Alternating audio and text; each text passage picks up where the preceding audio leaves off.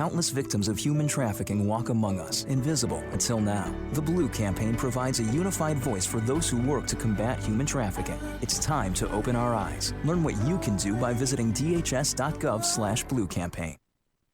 Young people everywhere are making a difference. Special Olympics has changed my life. What I'm doing is for a great cause. And it's not about disabilities, but it's about celebrating their abilities. I've made a difference. Now it's your turn to make a difference. Get involved at SpecialOlympics.org.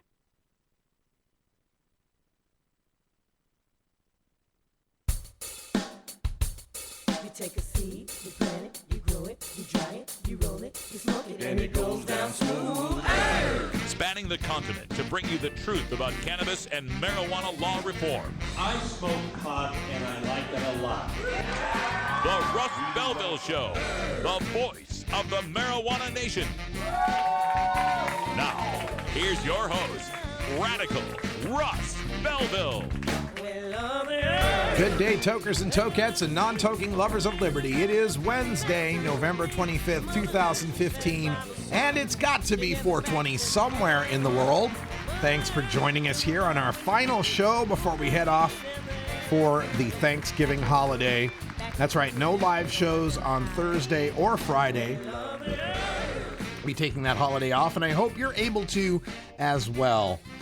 A lot of people talking about the companies that force their employees to work on Thanksgiving or on Black Friday when everybody's going to go out shopping, trying to get all those major deals.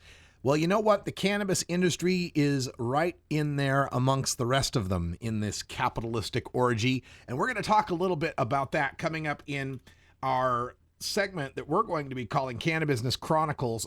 Marijuana Politics, the blog that I write for on a daily basis, has basically a guide up for marijuana shopping, what's going to be happening all across Oregon and online if you're looking to get some deals on your marijuana purchases or your stocking stuffers for the marijuana lover in your family. So check that out. That's coming up here in just a few minutes.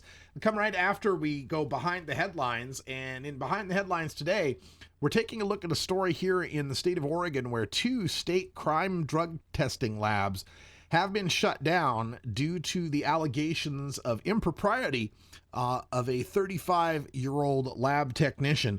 This could throw hundreds, over 1,000 cases, as a matter of fact, into question because of the breaking of the chain of custody and the standard operating procedures that took place in those labs. Lots of defendants now have a new defense to their drug charges. We'll talk about that right after our cannabis radio news. In the headlines today, we've got information coming out of New Hampshire. We've got a Supreme Court decision in Michigan regarding medical marijuana and your car. We've got another Native American tribe looking to legalize marijuana, this time in North Carolina. We've got a drug testing lab shut down in Colorado as well. And in Fairbanks, Alaska, the opening of their first marijuana club. We'll talk about that in the headlines right after our first break. Also coming up on the show today, it is Wednesday, and that means it's time for a Hemp Day, Hump Day update from our friend Doug Fine, the best-selling author of Too High to Fail and Hemp Bound.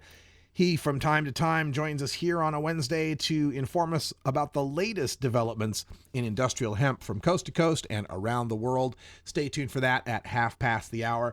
Also on the show, at the end, we'll have time for a radical rant that I like to call The Gravity of Money. Can activist-led marijuana legalization survive in California? Tom Angel out at Marijuana Majority reported some bombshell news yesterday that we brought you here on the Russ Belville Show. We'll talk a little bit more in depth about that in the Radical Rant. And then stay tuned for Hour 2, Toker Talk Radio. We'll take your calls at 971-533-7111. The subject today, what are you thankful for in the world of marijuana? I'll give you my take on that as well. Plus, we'll get our 20 after break, our 420 daily Toker tunes. Today is Irie Wednesday, and I'm sure Gordon Green from Gordon Green's Music Planet has some great world music just waiting for us. It's all coming up in the next 2 hours of The Russ Belville Show.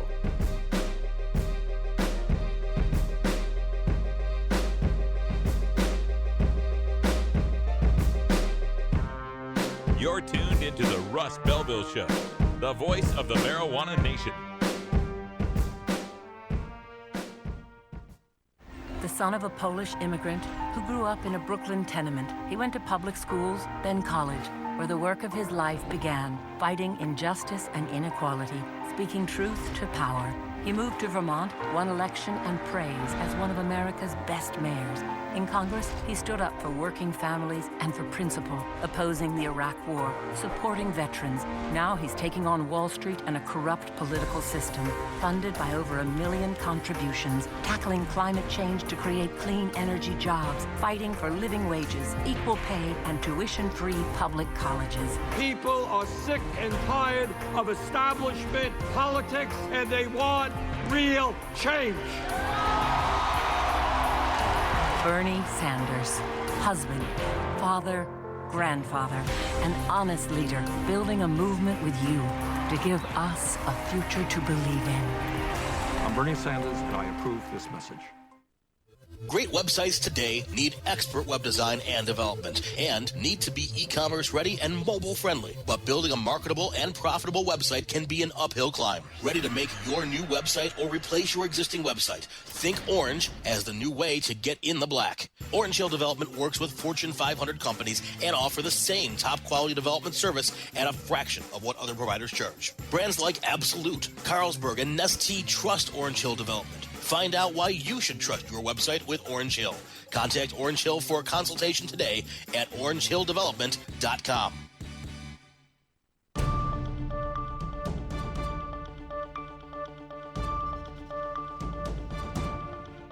It's time for the Cannabis Radio News, covering the latest headlines in consumer cannabis, medical marijuana, and industrial hemp. Cannabis Radio News is now available exclusively at cannabisradio.com, featuring reporting from the Associated Press. Now, your marijuana headlines in 4 minutes and 20 seconds in the Cannabis Radio News. This is your Cannabis Radio News for Wednesday, November 25th, 2015.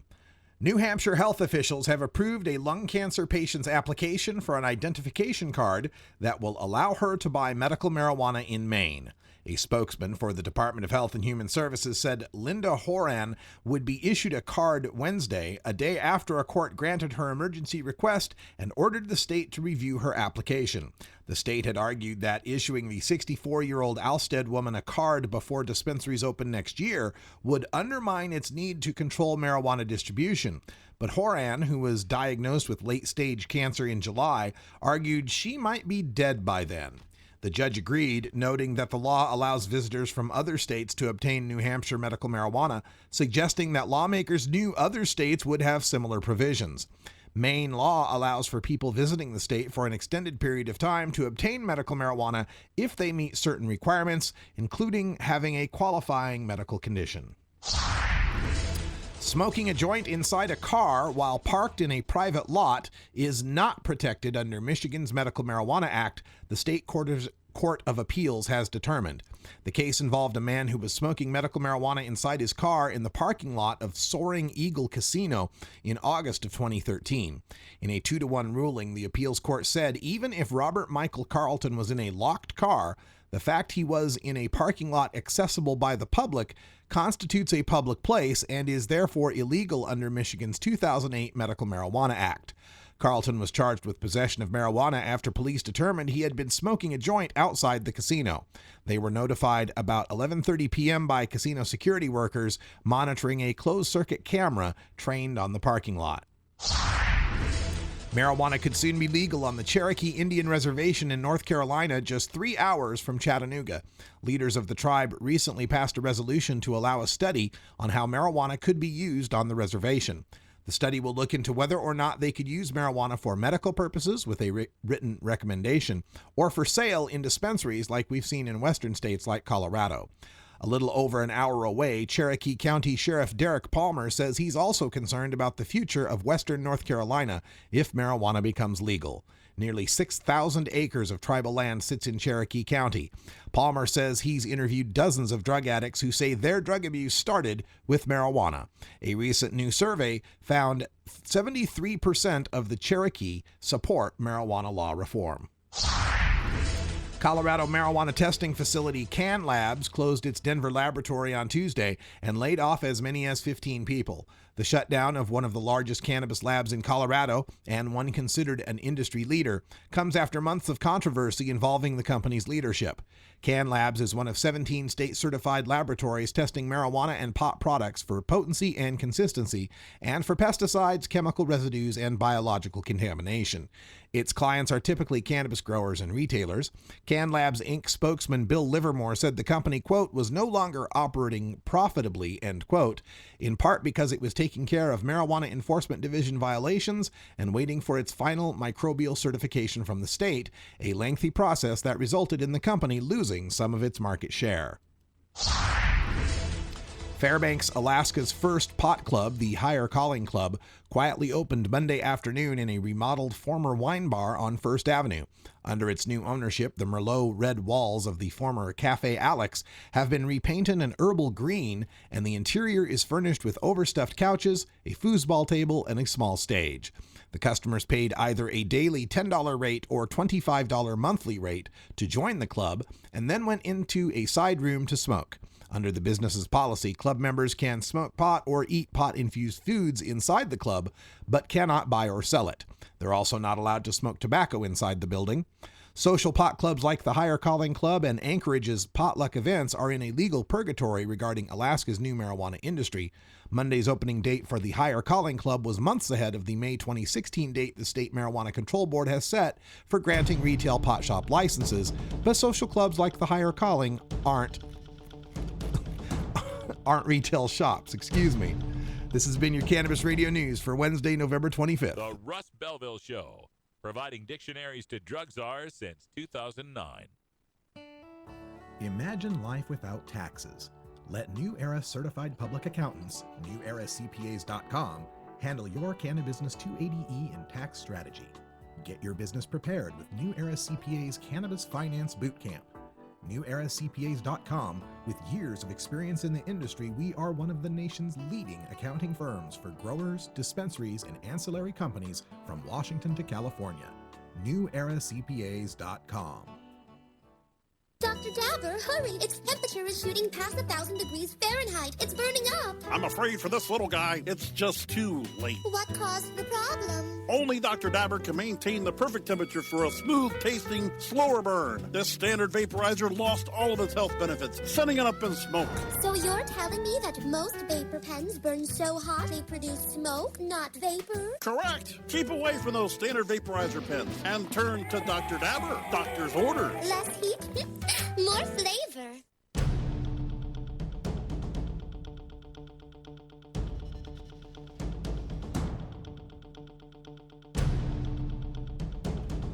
Welcome back. Time for us to go behind the headlines, where in the state of Oregon, the Oregon State Police have stopped their drug testing at 2 state crime labs, one in Bend, Oregon, that's Central Oregon, and one in Pendleton in North Central Oregon. And according to the story coming out of the Oregonian, Major Andy Hyder of the Oregon State Police wrote a letter to the district attorneys statewide. There's 36 different state district attorneys at the county level, because of a criminal investigation into one of their forensic analysts, a person named Nika Larson, age 65. The allegations are that Larson stole drug evidence and tampered with other drug evidence, stealing pills in some cases and replacing them with over-the-counter pills to avoid being detected. And this has required the district attorneys statewide to have to review more than 1,000 open and closed cases on which Larson had worked. And it may be even broader than that, because given the fact Larson had access to the storage units at the crime lab, she might have been involved in cases where she wasn't officially a technician on the case. So district attorneys are having to review these cases because defense attorneys now can use this break in the chain of custody to file for appeals, to make a motion for suppression of drug testing evidence that may have been handled by Nika Larson at the Bend or Pendleton labs. John Hummel, the Deschutes County District Attorney, is reviewing more than 500 cases. He says, quote, "They put the brakes on these labs until the policies, practices, and protections can be fixed. Obviously, the controls were insufficient. The suspect had a relatively easy time doing what she did. State police are comfortable, for what it's worth, with these other labs testing drugs," end quote. And the other labs would be the Portland, Springfield, and Central Point labs. So we're talking about 2 out of the 5 crime labs that can test drug evidence in the state of Oregon for the Oregon State Police are now down voluntarily while they go through this internal investigation. The state police first alerted the district attorneys on September 11th that Larson, who had been working in 4 different forensic labs since she was hired in 2007, was under investigation for stealing drugs. There was a report of some missing drugs. They performed an audit in Pendleton, and that's where they found some of the problems. There's the governor, Kate Brown, has appointed a work group comprised of lawyers, legislators, and police officials to look into these issues. The meeting was been scheduled for December, but was canceled, and a new meeting date has not been granted yet. But this is something that we have to address here and have to understand, that the corruption that's inherent in the drug war can get all the way into the law enforcement agencies, and it happens all the time. These crime lab cases that we're having here in Oregon are just this state's turn. State after state has faced similar situations. Texas crime labs come to mind, where improprieties by the people working in the labs have called into question all sorts of criminal cases. And before we get the notion that we ought to celebrate this, the feeling that, hey, some people that got a pot charge are going to get out of it because the crime lab now, you can't guarantee that it proved the marijuana was marijuana. But you also have to understand, we're talking about cases where the use of drugs may be a factor in a real serious crime. For example, an assault case or a rape case or a murder case, where knowing that person's chemical makeup at the time can be the difference between a first or a second degree charge, between a misdemeanor or a felony, between punishment in jail or mere probation. So let's not celebrate the idea that the crime lab was corrupted here, even though it may have some benefit for some cannabis consumers and for some users of other drugs getting off of their possession or their sales charge. This is a problem. We want to be able to have a public trust in our law enforcement, and eroding that public trust, even for the benefit of some marijuana consumers in this case, is not a good long-term solution.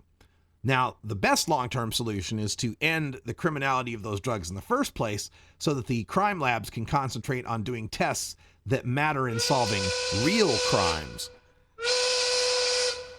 Oh, gnarly! That's right, Mr. Spicoli.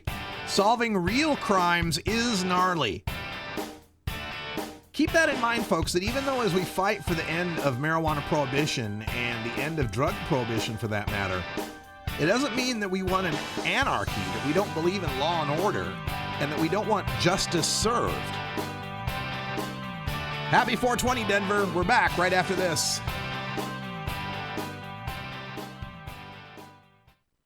This is the Russ Belville Show. GetDocBuzz. DocBuzz is the internet platform that fuels community interest, excitement, and new experiences. DocBuzz is the premier online destination for internet users seeking the latest news on a variety of topics. DocBuzz appeals to groups active in blogging, communications, journalism, advertising, and marketing. DocBuzz offers registrants a stronger alternative to the shrinking namespace of existing top-level domain names, such as .com, .net, and .org. Get your name now at get.buzz.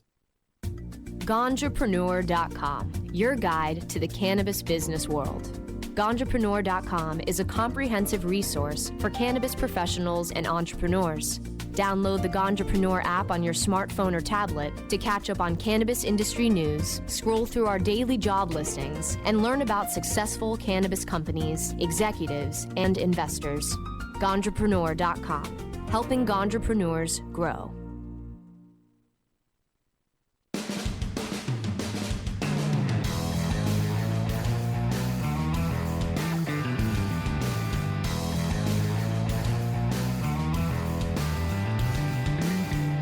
Mark Twain once said that when there's a gold rush, it's a good time to be in the pick and shovel business. Today, we look at the rapidly evolving markets in the marijuana green rush in our Cannabis Chronicles.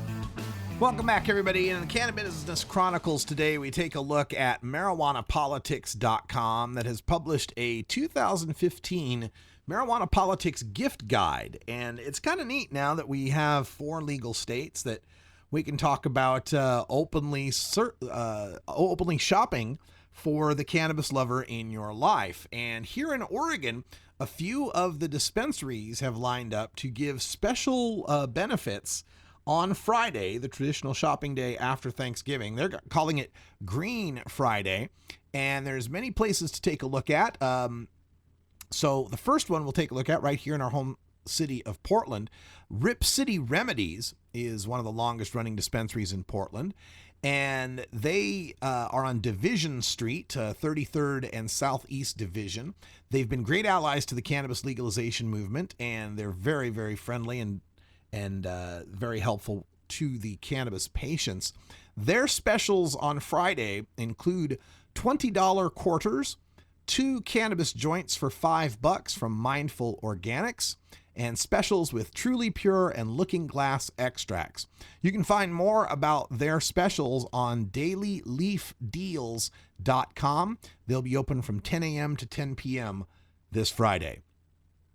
Also proud to mention Panacea, which is literally 8 blocks away from our Rolla J Studios here. I walked down there. In fact, I walked down there Monday to get myself an 1/8 of flower. And what are we smoking here? We got an 1/8 of Chem Valley that was a 19.56% THC. We got that from Panacea. And they are doing a real solid for the marijuana reform movement by donating 10% of their proceeds to social justice causes. The folks down at Panacea are social justice advocates, growers, and medical cannabis enthusiasts, and they're committed to racial, economic justice, and supporting the LGBT community. They've got great strains like Strawberry Satori and Silver Tip. Oh, I love Silver Tip. I'm going to have to go get me some of that. And their big sale item on Friday will be $20 quarters of Charlatan's Web, grown by Wildfire Farms. I don't know much about that. While supply lasts. They'll also have gourmet soap for sale from Clean Wit Industries and works by local artist Justin Potts. Perfect name, right? Their hours on Friday will be 11 a.m. to 8 p.m., and that's at 67th and Sandy Boulevard here in Portland out on the Green Mile. Also in Eugene, Oregon, south of us in Eugene, Oregon, home of the University of Oregon, the Greener Side will be offering some specials. They always offer specials every Tuesday, discounts to veterans, and vendor days twice a month. They've been giving to the Oregon Cannabis Classic Golf Tournament as well. It's a family-owned dispensary with strains like Blue Magoo to Silver Haze. Their special deals won't be taking place on the Friday coming up, but they've got specials coming up the week before Christmas, 18th through the 23rd.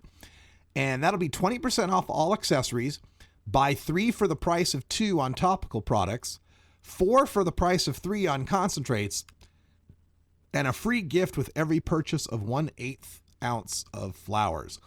Greener Side's located at 1553 Oak Street in Eugene, hours 10 a.m. to 9 p.m., Sundays 11 to 7.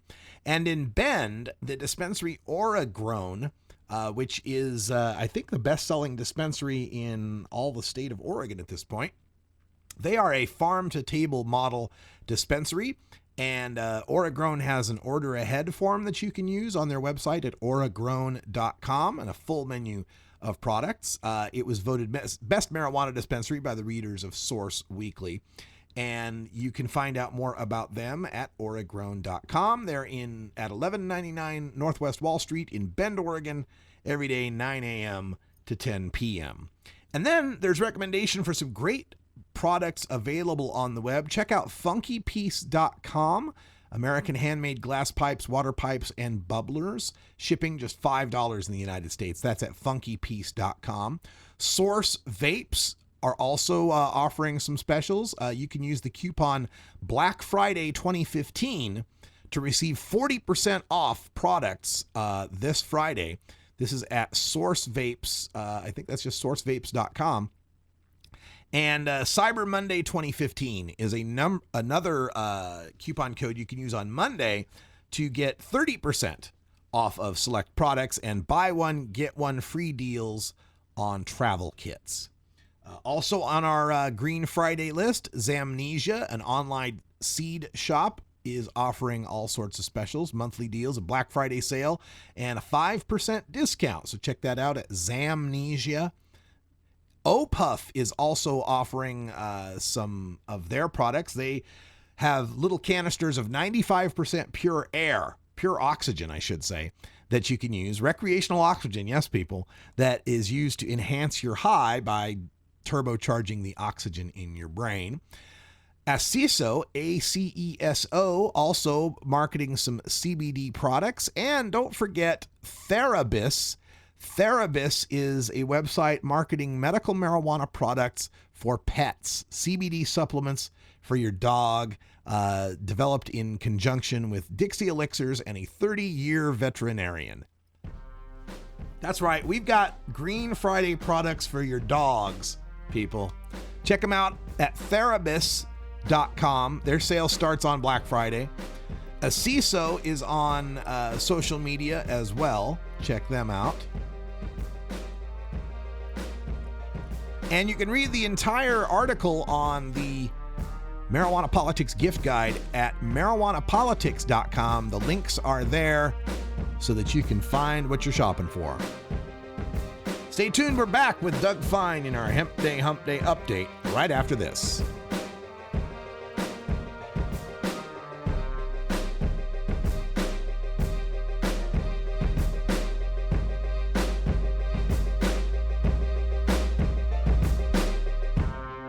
You're tuned into the Russ Belville Show, the voice of the marijuana nation. The Russ Belville Show. We're as much like Cheech and Chong as ordinary Americans are like the Three Stooges.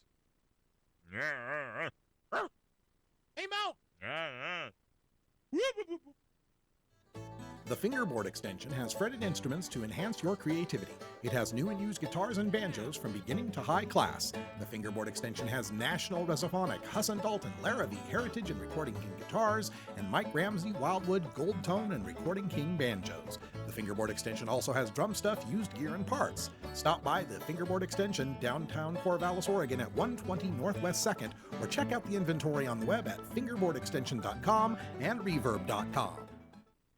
Your connection to quality cannabis insurance services is spelled K-A-E-R-C-H-E-R. That's Karcher Insurance. We have worked with ventures like Cannabis for over 60 years. We're proud to represent over 50 companies with tailor-made cannabis plans for owners just like you to insure your product, your plants, and your pursuits. K-A-E-R-C-H-E-R spells out their full-service insurance services ranging from commercial to bonds to personal, from life to health, and more. Contact the team at KarcherInsurance.com and let our experience work for you. That's K-A-E-R-C-H-E-R Insurance.com. Contact Karen and the team at Karcher Insurance at 1-844-421-3560. That's 844-421-3560.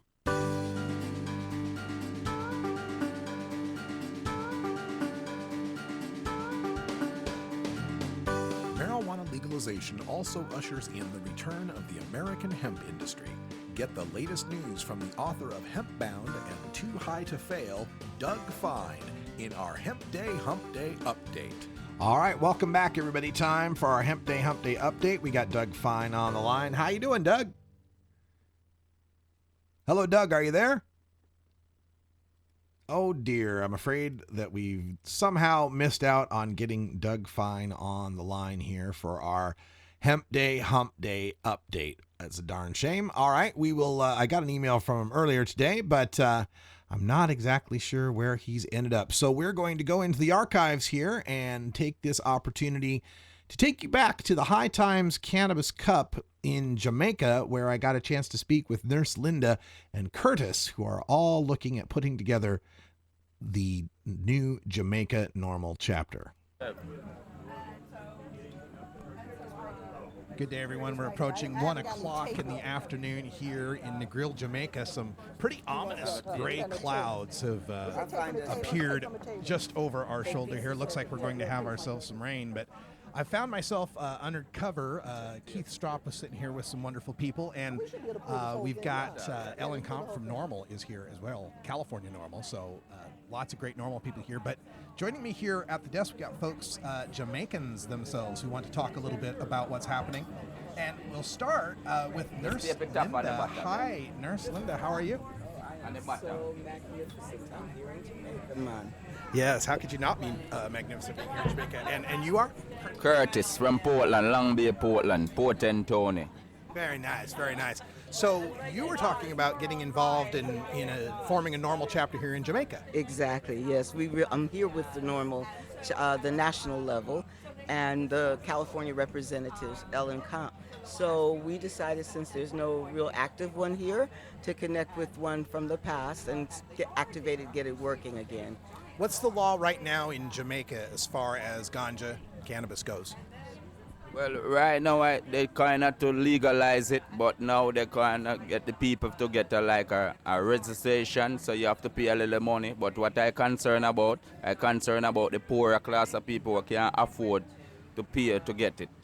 Right. There needs to be some way of recognizing this as a right that doesn't depend on wealth. Yeah, it all depends on, the people who can afford it, so them can get, even the government to reference them and then pay from the weed when they reap the weed or something like that. So what are we going to do to fix that? What are some of the plans? Do you have friendly senators or representatives? Yes, go ahead. Well, actually, I think, Linda, you just mentioned that we're going to be doing the Normal Jamaican chapter. And tell folks your name. My name is Sharifa Isan Wilson, and I'm actually from the Bay Area representing Natural Remedies Health Services, and here in Jamaica, Rasta Harvest UFO, or Uniting Farmers Organically. Okay. Okay, which is food security, the whole bit. Okay. But I'm blessed to be able to be in between the two communities, between the Bay Area, California, which is like leading the industry when it comes to ganja, and here, like in the community, with people who this is really, it's their medicine, it's their welfare. They, sell a little ganja, but they can eat that night, okay? And then to be able to link up with Normal, of all groups, and to see that, okay, we need a chapter here. We need to be really represented here, and with the link between the two worlds, we can make the differences, and you know what I'm saying? Sure. Now politically, I don't know how the Jamaican government works. Is there any sort of referendum or initiative system, or does this have to go through the legislature and friendly politicians? Everything would have to go through friendly politicians, but the good part that right now what just passed was the idea that for Rasta Sacrament, we can have events like this and actually smoke. Okay, so if this is your medication and this is your meditation right now, at least that's been recognized. Yes.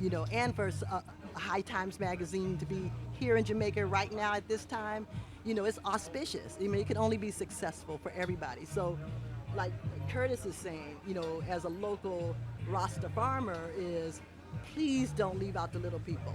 Don't make this a corporate thing. Make it what Peter Tosh said.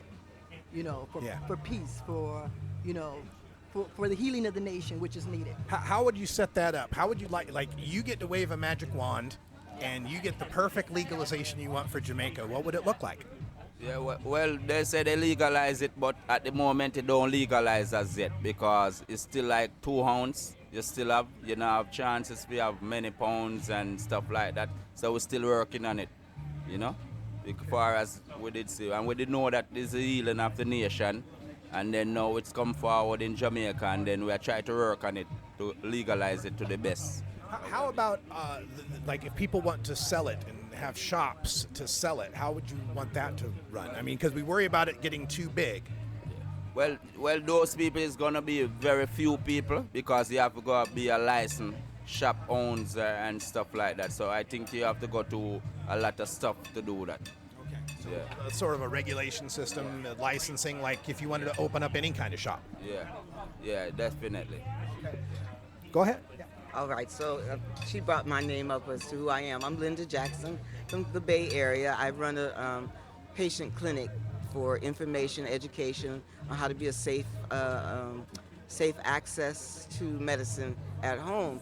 So I've been coming here for over 20 years. I'm a total Peter Tosh fan from way back when, and for this to be happening now, it makes me feel very, very, very wonderful, because this has always been my fight, in that I fought for his sons to be free at different times and intervals from this medicine. You know, that when Andrew was in California, I was one of the ones who actively fought to get him free, to be able to continue to sing about it and bring it forward. And now to have it here active in my lifetime makes me very happy.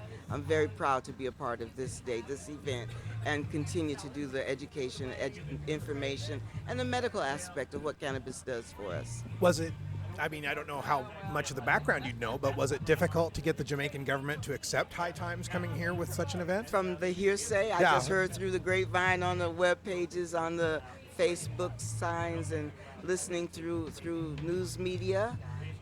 Yes. And it's still complicated in that we don't have everything, the little things that we need here right now to get it going, which is the tickets, the passes, and things that make it safe and accessible for what we're doing. So that's putting pressure and time on the organizers. And I'm grateful for them to be patient with that process, as this is so new for them, but they're allowing the process to take its course. And I feel very good that it's going to be totally awesome for everybody that's involved, and no pain, no foul. Yeah, anytime you've got a whole bunch of people enjoying ganja and nothing bad is happening and there's a lot of celebration and happiness, it's just it's a postcard for what could be. Exactly. You know, exactly. And what a beautiful place to have it. I want to thank you guys for joining us on the show, and enjoy Negrill's beauty. And can I just invite one more person? Let's bring. I mean, we're a team called, we're called the J Team. Oh, the J we Team. We formed okay. the J Team here to, and this is Ellen, who's also Ellen's a good friend of the show. Token Women. Oh, tell us about Token Women then. Okay. Hi, Ellen. As she token. Oh yeah, so we have to take an important safety briefing before. There we go. So Ellen, Token Women. Hi. How are you, Russ? Happy to see you in Jamaica at the first High Times, and I'm here at the Normal booth. And I hope you'll ask Keith about what went down in Jamaica, since he testified in Parliament here, etc. Yeah, we can talk about that for sure. Yeah. And I'm here in costume with my beautiful Jamaican sisters. Ellen's having fun here at the High Times Cannabis Cup. And I'm exposing my Pacific Northwest skin to the harsh rays of the sun. So. Yeah, right. So you want to talk about Token Women? Yes, that's what I was wanting. Token Women. Brand new book, hot off the press. You've got a book. That I wrote for women, based on... Can I read it still? Yes, you can read it still. In fact, a lot of guys are buying it for their wives or their sisters or their mothers, and but I'm sure they're reading it as well. Oh, that's great. Thanks. There we go. So, yeah, as you know, I've been blogging for like over a decade at veryimportantpotheads.com, or I've been, blogging and writing, and then now I have my blog, Token Women. Yeah. And so I've taken the research from that and condensed it into about 50 one-page stories about women. If you flip through it, you can see there's a picture for each woman, and then Mama a Cass, quote. Grace Slick, Margaret Mead, Candy Barr, Lita Leeds, Anita O'Day. Yeah, this is Tallulah Bankhead. By the way, Tallulah Bankhead and I have the same birthday. Oh, you're so similar too. Well, she was very interesting. I mean, I could talk about any of them, because there's some that people know about, but I have a lot of, I go through the jazz singers, the bohemian writers. Tallulah was, since you were interested in Tallulah, she was the daughter of an Alabama senator who smoked pot in Paris in about 1898, I want to say. Okay. She kind of took off there, and then she became an actress, and she was on Broadway, and she was really one of the first showbiz personalities. I mean, she had a radio show, actually, Russ. Okay. Just like you. That was I like very her popular. already. She said, I'm the foe of moderation. I'm the champion of excess. I like her even more. And in one of her, she actually was brought to court by one of her assistants for money in her later years, and the assistant, in order to smear her, said that he had to roll her joints for her. So she may have been the inspiration for Tennessee Williams' play A Sweet Bird of Youth, where it's the actress who has a hashish habit. Or she may have been the inspiration for All About Eve, and maybe Cruella de Vil also, of the Dalmatians. So, in fact, there's I'll have to put it in a future book. There's a cartoon that Dale dug up of kicking marijuana out, an early prohibitionist cartoon. Yeah. And to me, it looks like Tallulah Bankhead. Huh. I think in a way she was the symbol, much like Bessie Smith was, similar era. Yeah. Bessie Smith died in 1937, the same year the Tax Act happened. Right. It was a scandal because supposedly they wouldn't take her to a black hospital. But about 4,000 people attended her funeral. Okay. And she had the song, Give Me a Reefer. Right. She was also well known, maybe more in the black community, as, you know, the free woman, right? And of course vilified by some for it. And so those two juxtaposed make right there a very interesting history of the 30s, you know, around the time when the energy was there to actually make it illegal. Yeah. So it's Token Women, a 4,000-year history of women and marijuana by Nola Evangelista. That's a pen name I took years ago when many people, including Keith, advised me not to say that I smoked pot, and so I was published under that name. That's great. But it was kind of given to me around the time I became an evangelist. I love it. And yeah. That's beautiful. So we can get this on Amazon and all the book places? Very soon on Amazon. Right now at CalNormal, canormal.org. Here at the festival, I'm selling it for $20, which is what you get it for online, but I'm giving $10 to Normal. Excellent. And so this would be a good place to get it. Token Women, Nola Evangelista, a.k.a. Ellen Comp from California Normal. Yeah. Nice to see you again. Thank you. You too. All right, we're going to take a break. Thank you all, Curtis. Thank you. Man, blessing. Thank you. And thanks for speaking to us. Thank you. All right, we're going to take a break here because the joint's headed my way. All right, sorry that we weren't able to bring Doug Fine on the air today. I got an email from him earlier today, but did not get a response back from the email or from the call. But we'll get him back in on the show in December, and he can update us on what's happening in the wide world of industrial hemp. Coming up next, we got time for my radical rant. Can activist-led marijuana legalization survive in California? Whole bunch of drama going on there in California. And then in hour 2, we'll take a look at this new Newsweek piece about my pal Travis Maurer and the drama involved in Oregon and Missouri. That's starting to heat up. Who knew marijuana legalization would be such a soap opera? Well, I did, actually. You're tuned into the Russ Belville Show, the voice of the marijuana nation. The Russ Belville Show is blogging and podcasting daily at radicalruss.com. This is Radical Russ encouraging you to take a look at the Weed Blog every day. Johnny Green and the staff at the Weed Blog are on top of all the latest developments in the fight to end marijuana prohibition nationwide. You can even get the Weed Blog on your smartphone by installing the Weed Blog app for iPhone and Android. If it's about weed, it's on the Weed Blog, including my original writing. So don't delay. Read the Weed Blog today. MJWellness.com, the largest medical marijuana community in the world. Connect with thousands of patients, doctors, industry leaders, and businesses through shared personal experiences along our worldwide network. Discover new therapies and benefits with content tailored to you. Come grow your network on MJWellness.com. You're not alone. Your wellness matters. Learn, live, and thrive. Check out MJWellness.com today.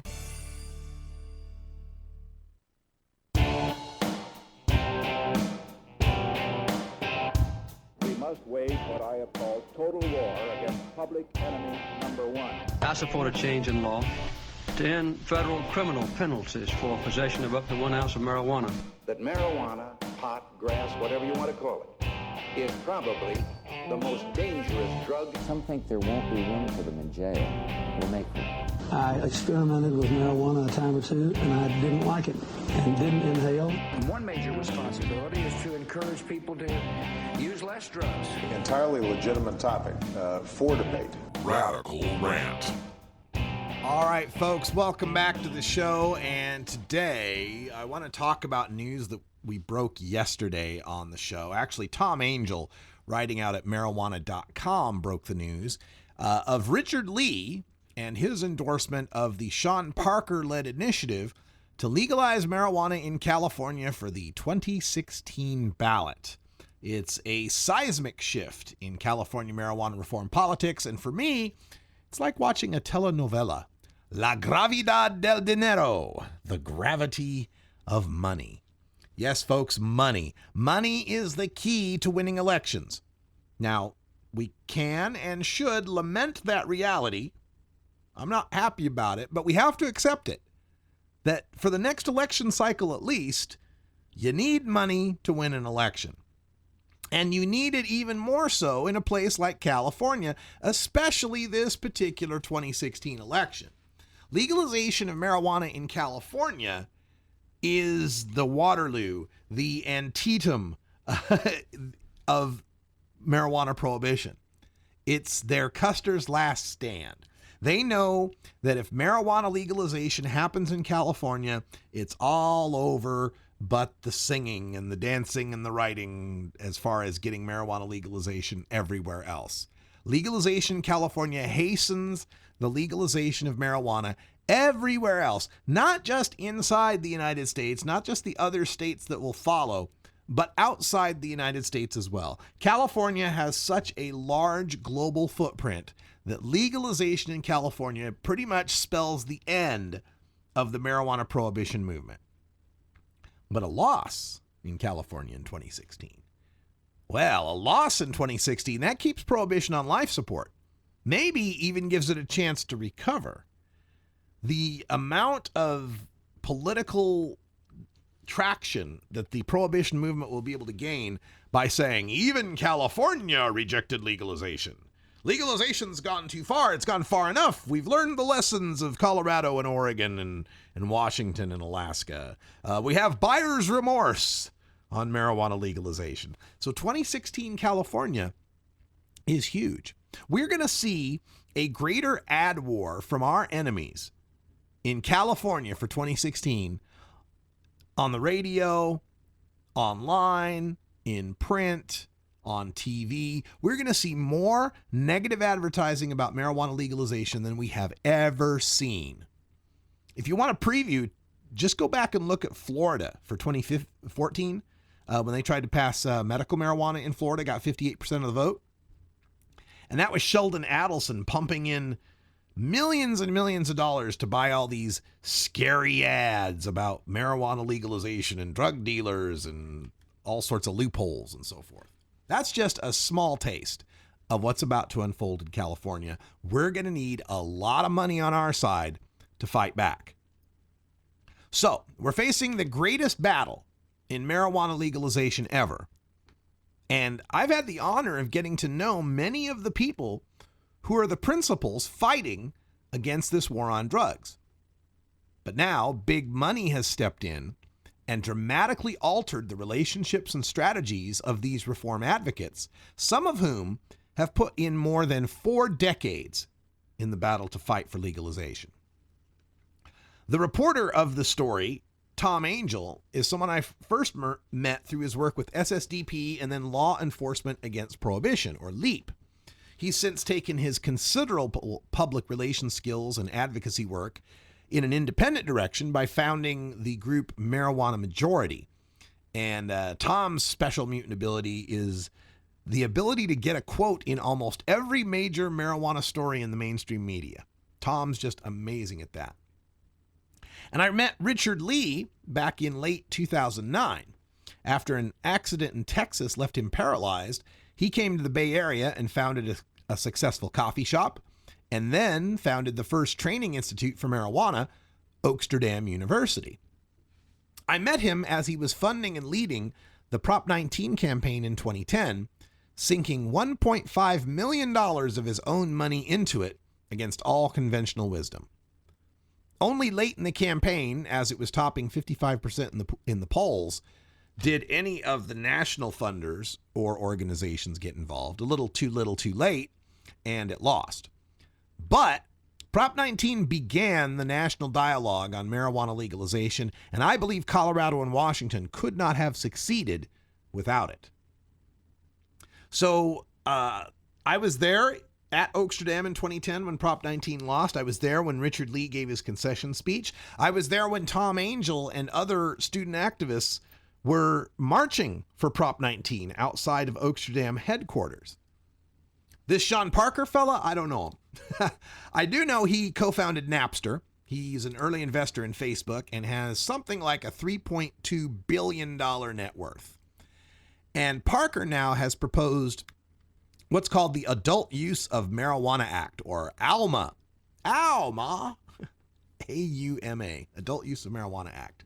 So you got this young billionaire getting a political endorsement from a respected activist, Richard Lee. But it gets a whole lot more telenovela than that. Here's where it gets interesting.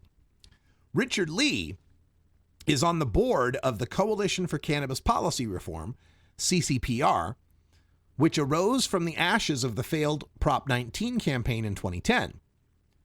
The spokeswoman for that Prop 19 campaign was Dale Sky Jones, who is also the chancellor of Oaksterdam University, the university that Richard Lee founded. Oh, and Dale Sky Jones is the chair of CCPR, who has been fundraising for the CCPR legalization initiative under the Reform California campaign. Awkward. And it gets more awkward. According to Tom Angel's interview, Richard Lee said, quote, "I believe a majority of the board is ready to endorse the Parker initiative at the next board meeting," end quote. Ooh, so now Lee is undermining Jones in public prior to the next Reform California board meeting. Ay caramba.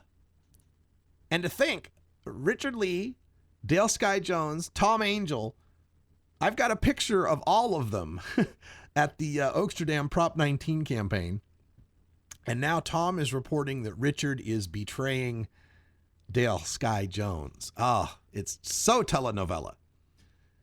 Reform California was supposed to be the consensus building group that would come forward with a sensible legalization plan that could get majority support and attract the funders necessary for signature gathering and advertising. Reform California was supposed to be the adults in the room as compared to the other grassroots groups that have all of their various initiatives with no funding and little chance of majority widespread support. So since the fall of Prop 19, Dale Sky Jones has worked diligently to build strategic political alliances from outside of marijuana reform, such as bringing in the California NAACP's Miss Alice Huffman as their vice chair, and Antonio Gonzalez from the William C. Velasquez Institute, a prominent Latino public policy organization. And most of all, Reform California was to unite the activists who've put in so many years into legalizing California. Their board reflects that, with membership including California Normal's Dale Geringer, Students for Sensible Drug Policy's Stacia Kostner, LEAP's Neil Franklin, and Americans for Safe Access's Don Duncan. Take those four, add in Richard Lee, Dale Sky Jones, Alice Huffman, and Antonio Gonzalez, and that's the group I'd call the activist bloc of Reform California. It makes up 8 votes. The board also includes industry leaders, including Hezekiah Allen of the Emerald Growers Alliance, Yami Bolanos of the Greater Los Angeles Collective Alliance, Nate Bradley of the California Cannabis Industry Association, Debbie Goldsberry of the United Food and Commercial Workers Union, and David Bronner of Dr. Bronner's Magic Soap. In addition, Dale Sky Jones' husband, Jeff Jones, is also on the board representing the Patient ID Center, as is industry attorney Joe Rogaway. So let's call them the industry bloc. There's 7 votes there out of this 15-member board. So now my telenovela has me in the classic cliffhanger mode. Who are the Reform California board members who'd be this majority that Richard Lee says will endorse the Parker Initiative? I think it's pretty safe to say that Dale Sky Jones and Jeff Jones are both going to likely vote no, unless that marriage is incredibly strong and one of them would vote against their spouse. I think they're both going to vote no. Richard Lee is clearly a yes, and Nate Bradley from California Cannabis Industry Association told Tom Angel he's, quote, very excited, end quote, about Richard Lee's endorsement, and that, quote, it's important for CCPR to join the coalition so we can all stand in support as one unified voice, end quote. So that sounds like a 2-2 wash so far. How will the rest of the activist bloc of Reform California react? The Parker Initiative may be a bit more restrictive than some reformers like. It gives the power of localities to ban outdoor grows. It only legalizes the possession and transfer of 4 grams of concentrate. I haven't looked through the entire initiative, but those are the first couple of problems that I found out with it. And I will be doing an in-depth review of that California initiative, plus Arizona and Nevada this holiday weekend. Give me something to do. So if they find a part of this Parker initiative to be unpalatable, will it be too unpalatable to have to try to compete with a separate initiative in a difficult fundraising atmosphere after Drug Policy Alliance and Marijuana Policy Project have already shifted their support toward this Sean Parker initiative? And what about the people in the industry bloc? Will they find the Sean Parker initiative to be a worse option than the status quo? Keep in mind, a lot of these people are working in a situation where the quasi-legalization of medical marijuana in California already provides them with quite a bit of profit and power. Will they want to support something that might give some of that power and money away? Or does the gravity of money, la gravidad del dinero, make all the difference? Does the fact that Sean Parker's swinging around his billions in net worth, he's got the Pritzker family on board with their billions in net worth, he's got DPA and MPP on board with their billionaire funders, does it really matter the small details between one initiative or the other when one of them clearly has the monetary support to succeed? We'll talk about that in hour 2, Toker Talk Radio. We'll also take your calls at 971-533-7111. What do you think of this Sean Parker initiative? Is it time to just get behind the big money men? Talk about that and more. But for now, for everyone here at CannabisRadio.com and Rolla J Studios, I'm Radical Russ. Until next time, take care of each other, tokers. This is the Russ Belville Show. The Russ Belville Show is blogging and podcasting daily at RadicalRuss.com. You take a seed, you plant it, you grow it, you dry it, you roll it, you smoke it. You take a seed, you plant it, you grow it, you dry it, you roll it, you smoke it. You take a seed, you plant it, you grow it, you dry it, you roll it, you smoke it, and it goes down smooth. You might be surprised to learn who has Crohn's disease